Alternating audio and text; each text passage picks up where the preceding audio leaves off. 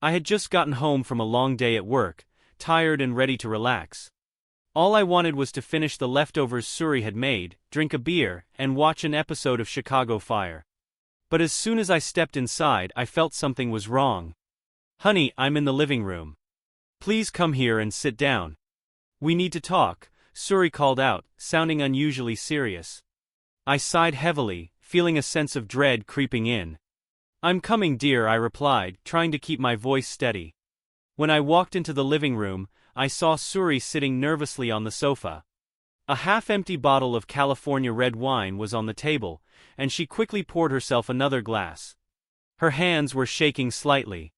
I sank into my deep chair, feeling the weight of the day settle in my bones. "What's going on, Suri?" I asked, trying to sound calm. She took a deep breath and looked me in the eye. "I'm not going to beat around the bush. I've been your faithful wife and a good mother to our children all my adult life. They're on their own now, so my job is done." I nodded slowly, unsure of where this was heading. "Yeah, I know, you can grape." Suri took another sip of her wine. "As you know, I was a virgin when we got married."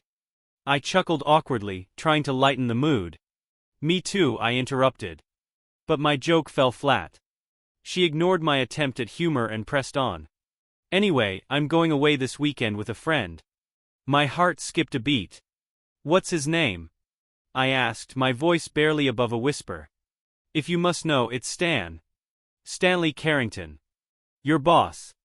"I think our son is older than him," I said, feeling a mixture of disbelief and anger rising inside me. "Hi, don't be capricious. He's 30. Give me some credit. Anyway, I want to experience other men. I know you love me and will let me take some time off. When it's all over, I'll make it up to you and our lives will move on. For Christ's sake, be realistic. Suri, if you do this, our marriage will end," I said, my voice shaking with emotion. "Stop being so melodramatic. You won't divorce me over this little thing. Besides, it would cost you too much," she replied, rolling her eyes. "That's true, but I would still reject the cheating wife," I set my anger boiling over. Sure, he seemed unfazed. "Also, Stanley will pick me up on Friday evening. I expect you to invite him in." He was a little nervous about it, so I thought seeing that you were okay with it would help him feel better. "Seriously, you want me to entertain your boyfriend while you finish getting ready for your weekend with him?" I asked, shocked. "Yes, that's what I expect from you," she said, finishing her wine. The room fell silent. I felt a storm of emotions inside me. Anger, betrayal, disbelief. I looked at Suri, the one I had loved for so many years, and felt like I was staring at a stranger. The unexpected revelation had shattered my world, and I knew nothing would ever be the same again. The days leading up to Friday felt like walking on a tightrope. The house was filled with a tense silence, as if the walls themselves were holding their breath, waiting for the inevitable clash. Suri and I went through our routine, barely speaking. Each word exchanged like a delicate, fragile thing that could shatter at any moment. On Thursday evening, I found myself in the kitchen, absently washing dishes. Suri came in and started making a list for the grocery store. "Do we need more milk?" she asked, her voice neutral, almost businesslike. "Yeah, we're running low," I replied, trying to keep my tone equally detached, "and get some bread too." We continued like this, listing off items we needed, avoiding any real conversation. The unspoken tension between us was like a coiled spring, ready to snap. That night, as we got ready for bed, Suri broke the silence. "Hi, are you really going to make this difficult?" I looked at her, feeling a mixture of sadness and anger. "I just don't understand how you can be so casual about this. You even care about what it's doing to us." She sighed, clearly frustrated. "I've already explained my reasons. I just need this, okay? It's not about you. It's about me. And what about us? What about our marriage?" I asked, my voice cracking. "Can we not do this right now?" "I'm tired," she said, turning away from me. I watched her climb into bed, feeling more alone than ever. I decided to sleep in the office that night. The pull-up bed wasn't comfortable, but it was better than being close to her. Friday came too quickly. I went through my day at work in a daze, barely able to concentrate. My coworkers noticed I was distracted, but I brushed off their concerns with a forced smile and a vague excuse about being tired. When I got home, the tension was obvious. Suri was busy with last-minute preparations, her suitcase already packed and waiting by the door. I avoided her, retreating to the office to escape the unbearable tension. At exactly 7 p.m., the doorbell rang. The new melody, a haunting tune, echoed through the house. I took a deep breath and walked to the door, feeling like I was marching to my own execution. "Suri, what was that sound?" I called out, trying to keep my voice steady. "It's the doorbell. Honey." I changed the music, she replied from the bedroom. "What is this melody?" "It's hauntingly familiar." I said more to myself than to her. "It's called El Duel," she answered nonchalantly. "I don't like it. Please change it later. Now let Stanley in. I need another 15 minutes to get ready." "Offer him a drink. He loves bourbon." "Of course, dear," I said, the sarcasm in my voice unnoticeable. I opened the door to find Stanley standing there with a smug grin on his face. It took every ounce of self-control not to punch him right then and there. Instead, I forced a smile. "Stanley, come on in," I said, stepping aside to let him enter. "Thanks." "Hi. I appreciate this," he said, looking around the house with a curious eye. "Would you like a drink?" "We have bourbon." I offered, my voice strangely. "That would be great," he replied, settling himself on the sofa as if he owned the place. I poured him a glass, watching his every move with a growing sense of disgust. The minutes ticked by, each one feeling like an eternity. Finally, Suri emerged from the bedroom, dressed to the nines and looking radiant. "Stanley, you're here. Sorry to keep you waiting," she said, kissing him on the cheek. "No problem." "Suri, thanks for the drink," he said, raising his glass to me. I forced a smile, feeling the storm brewing inside me. The calm before the inevitable clash was almost over, and I knew that peace would soon shatter, leaving chaos in its wake. Friday night had finally arrived, and the air in the house was thick with tension. I sat in the living room, staring at the clock, each tick echoing like a drumbeat in my head. Suri was still in the bedroom, putting the final touches on her appearance. The doorbell's haunting melody broke the silence, signaling the arrival of Stanley. I took a deep breath and walked to the door, my heart pounding in my chest. Opening it, I was greeted by Stanley's smug grin. It took every ounce of self-control not to lash out at him right there.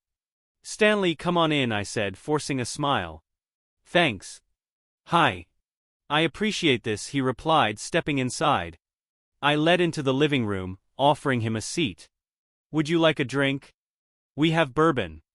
"That would be great." "Thanks," Stanley said, making himself comfortable on the sofa. I poured him a glass, the tension in the room almost palpable. "Here you go," I said, handing him the drink. "Cheers." "Hi," he said, raising his glass. "Cheers," I replied, my voice strained. Minutes felt like hours as we sat in silence, the only sound the ticking of the clock.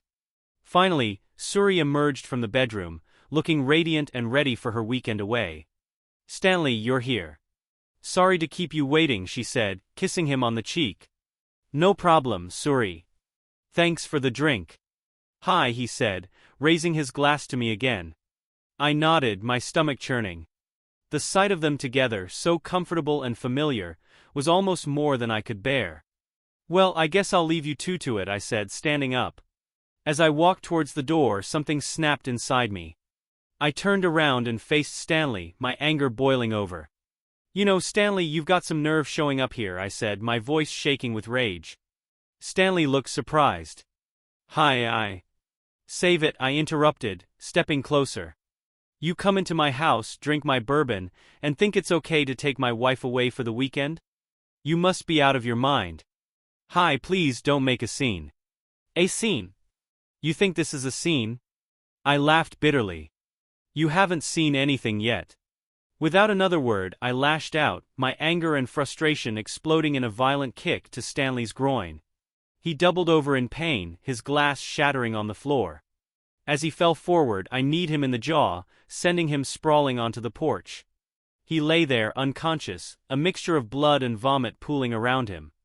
I stood over him, my chest heaving. The red haze of anger began to clear, and I looked at Suri, who stood frozen in shock. "Hi, what have you done?" she whispered, her voice trembling. I didn't answer. Instead, I walked back inside, closing the door behind me. I locked it, turning the key twice, and leaned against it, trying to steady my breathing. "Suri, please look outside," I said loudly through the closed door. "You see a man coming. He has some information for you." A few moments later, I heard a voice outside. "Mrs. Suri Bismar, you've been served." There was a thud behind the door, and I knew Suri had collapsed. The reality of the situation hit her like a ton of bricks. I stood there, feeling a strange mixture of relief and sorrow. The confrontation was over, but the fallout had just begun. As I walked back to the living room, I knew that nothing would ever be the same again. The storm had hit, and now it was time to pick up the pieces and move on. The morning after the confrontation, the house felt eerily quiet. I woke up in the office, the pull-out bed offering little comfort. The events of the previous night play over and over in my mind. I couldn't shake the image of Stanley lying unconscious on the porch, or the look of shock on Suri's face. I made my way to the kitchen, hoping a cup of coffee might clear my head. As I poured myself a mug of coffee, the front door opened. Suri walked in, her eyes red from crying and her clothes disheveled. "Hi, we need to talk," she said, her voice barely a whisper. I set my coffee down and faced her. "There's nothing left to say. Suri, you made your choice."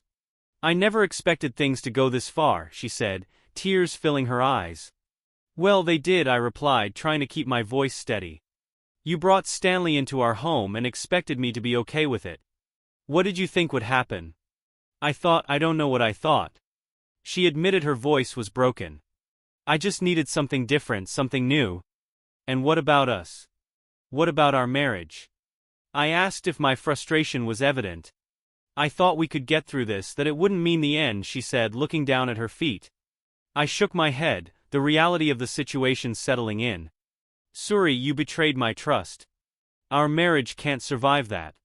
She looked up at me, her eyes filled with regret. "I'm so sorry. I didn't realize how much I was hurting you." "I know," I said softly, "but sorry isn't enough to fix this." We stood there in silence, the weight of our words hanging in the air. Finally, Suri broke the silence. "What do we do now?"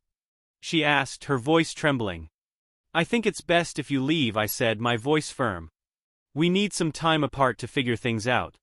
She nodded, wiping away her tears. "I understand. I'll pack my things."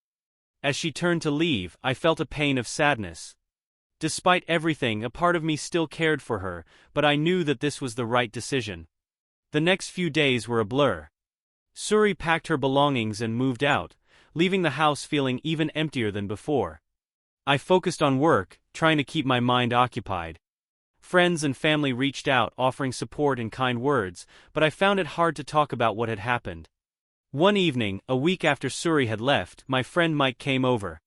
We sat on the porch, drinking beers and talking about everything except my marriage. "You've been through a lot," Mike said, breaking the silence. "How are you holding up?" I shrugged and took a long sip of my beer. "Some days are better than others. It's just hard to believe this is my life now." "I get that," he replied, "but you're strong. You'll get through this." "Thanks, Mike," I said, appreciating his support. "It's just going to take some time." As the sun set, we sat in comfortable silence, the shared understanding between us more comforting than any words could be. I knew that the road ahead would be challenging, but I also knew that I wasn't alone. In the weeks that followed, I began to find a new routine. I redecorated the house, making it feel more like my own space. I reconnected with old friends and started new hobbies, slowly piecing my life back together. One day, as I was walking through the park, I ran into an old colleague, Sarah. We struck up a conversation, and I found myself smiling for the first time in a long while. "Hi, it's really good to see you," she said, her eyes bright. "How have you been?" "I'm getting there," I replied honestly, taking it one day at a time. "Let's grab coffee sometime," she suggested. "Catch up properly." "I'd like that," I said, feeling a spark of hope for the future. The aftermath of the confrontation had been painful and messy, but it also marked the beginning of a new chapter in my life.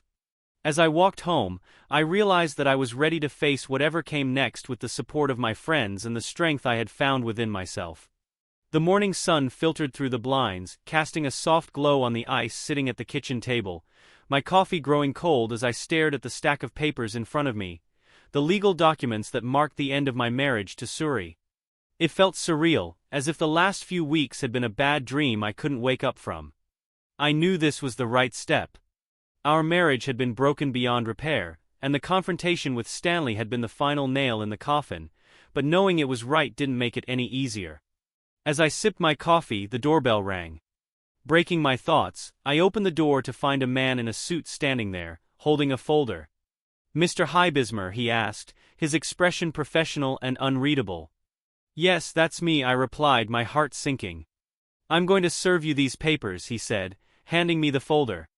"Please sign here to acknowledge receipt." I took the folder and signed where he indicated. As I closed the door, the weight of the documents felt heavier, pressing down on me. Suri arrived shortly after, looking sad and resigned. We sat across from each other at the kitchen table with the documents between us. "So this is it," she said quietly, her voice full of regret. "Yeah, this is it," I replied, my voice steady but heavy. "I want you to know that I never meant for things to end like this," she said, her eyes pleading. "I know, Suri, but it did, and now we have to deal with it," I said, not wanting to drag the conversation out. She nodded, wiping away a tear. "I'm sorry for everything. I really am." "I'm sorry too, Suri, but we have to move forward," I said, trying to keep my emotions in check. We went through the documents, each signature feeling like another step away from the life we had once shared. It was a strange mix of relief and sorrow, the finality of it all sinking in. After we finished, Suri stood up, clutching her copy of the papers. "I guess this is goodbye then," she said, her voice barely above a whisper. "Yeah, I guess it is," I replied, standing up as well. She hesitated for a moment, then stepped forward and hugged me. It was a brief, awkward embrace, but it carried a weight of unspoken words and unresolved emotions. "Take care, she said, pulling away. "You too, Suri," I replied, watching as she walked out the door. I stood there for a moment, the house feeling emptier than ever. The legal blow had been dealt, and there was no going back. It was time to start a new chapter, even if I wasn't quite sure what that would look like. As the days passed, I focused on the practicalities of moving on. I contacted a lawyer, sorted through our finances, and started making plans for the future. It was a slow, painful process, but each step felt like a small victory. One evening I called my sister, Jane. She had been a rock of support through all of this, and I needed her advice. "Hey Jane," I said when she answered. "Got a minute to talk?" "Of course." "Hi, how are you holding up?" she asked, her voice full of concern. "Honestly, it's been rough," I admitted, "but I'm getting through it." "I'm glad to hear that. You're stronger than you think, she said, her words comforting. "Thanks, Jane, I needed to hear that," I replied, feeling a bit lighter.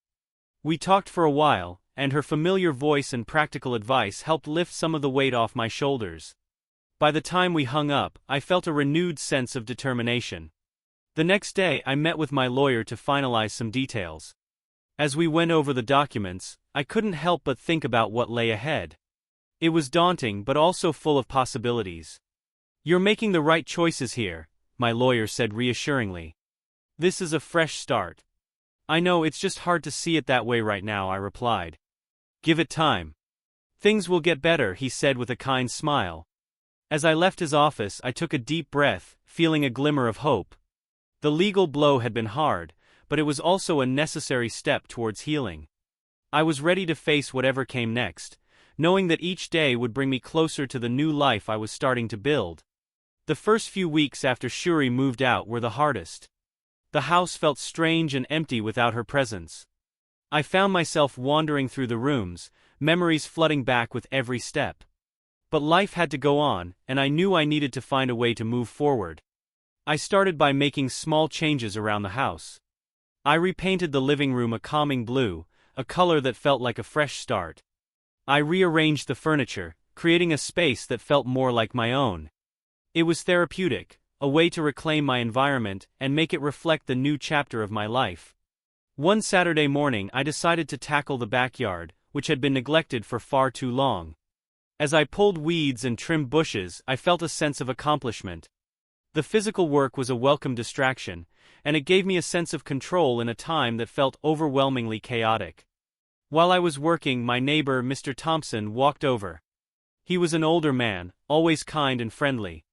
"Morning." "Hi. That yard's looking good," he said, leaning on the fence. "Thanks, Mr. Thompson." "It's a work in progress," I replied, wiping the sweat from my forehead. "Yeah, I can see that. Say, why don't you come over for dinner tonight? My wife's making her famous lasagna," he offered with a warm smile. "I'd like that." "Thanks, Mr. Thompson," I said, feeling grateful for the invitation. Dinner at the Thompsons was just what I needed.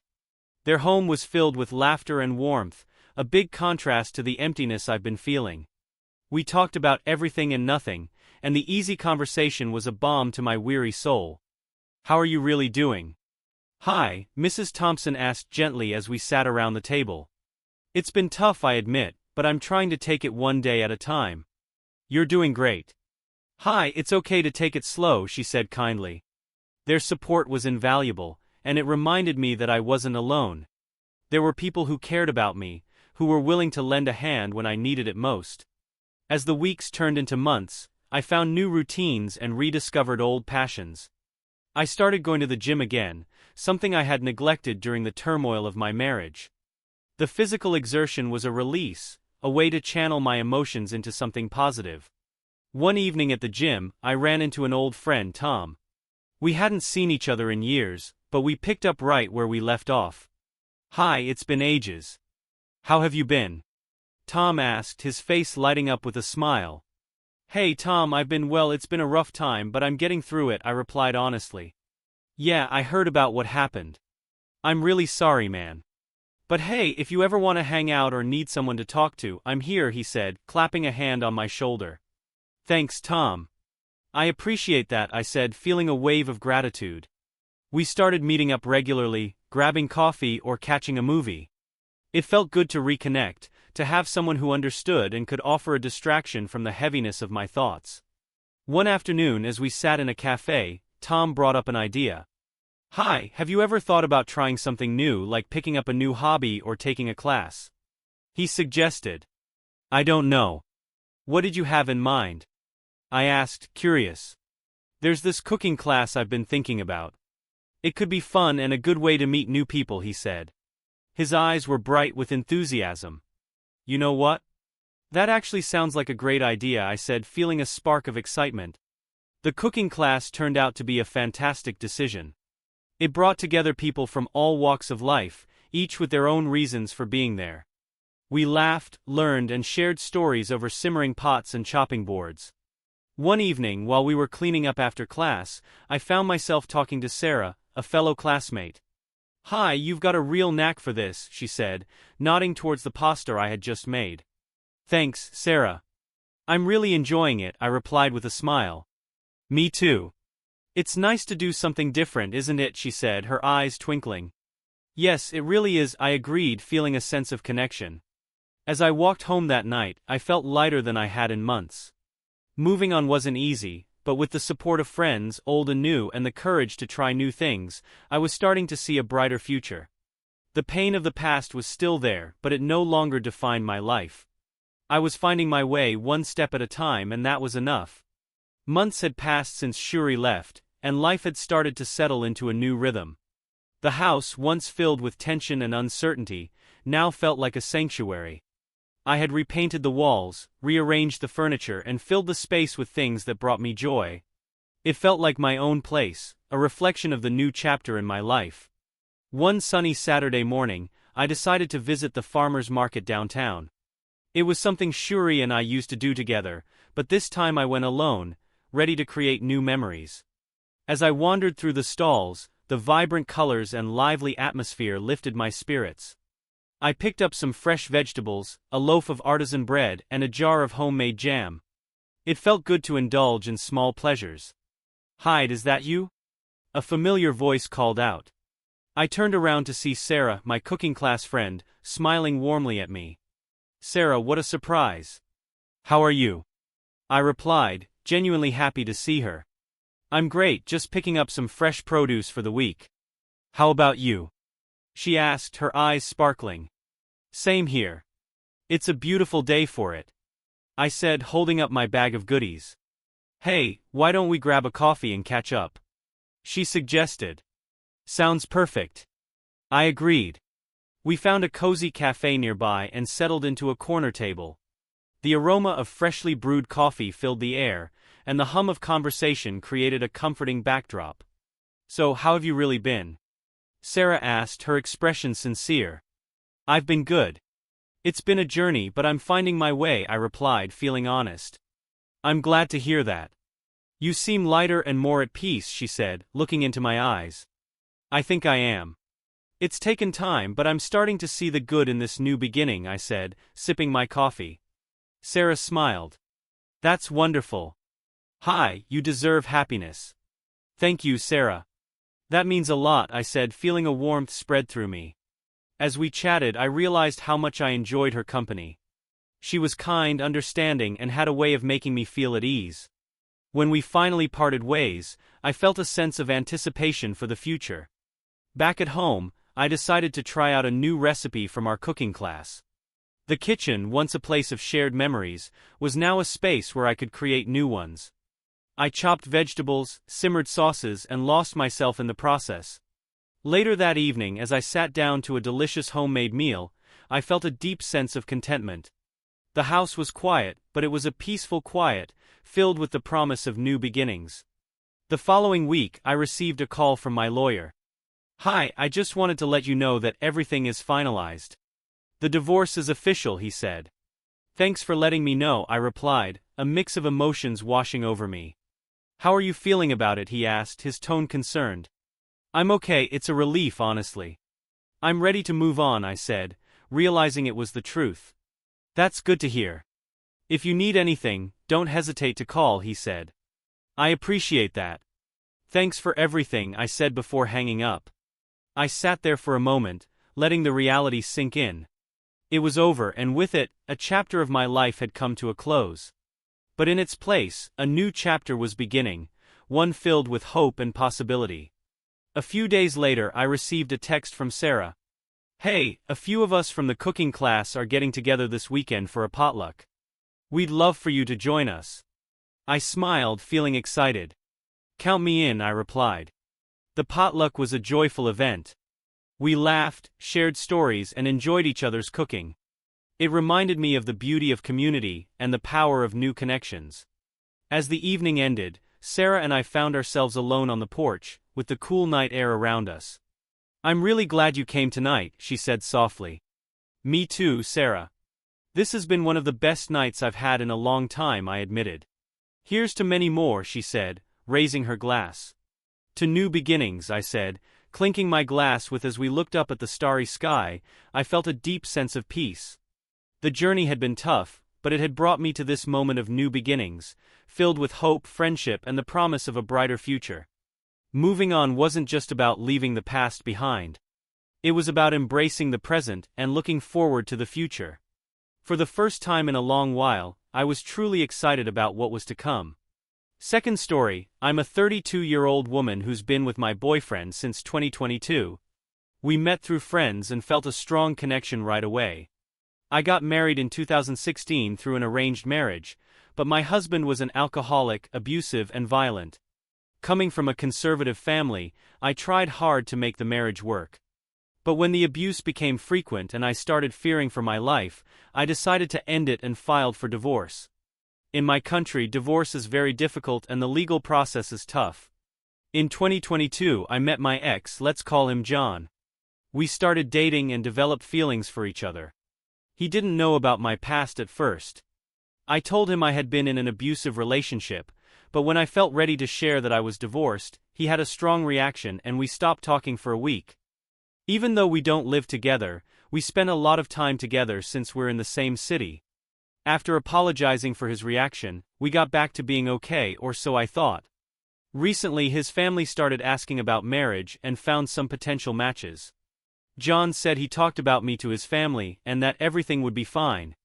A few days ago, while spending a weekend together, the topic of marriage came up and he confessed that he had cheated on me during our fights. He blamed me for not giving him enough sex, lying about my past, or other reasons like wanting to check if everything was working properly or not finding me attractive enough. I was heartbroken. I trusted him with my vulnerabilities, knowing how much my past abuse had affected me. Why did he cheat instead of just breaking up with me if he didn't want to stay?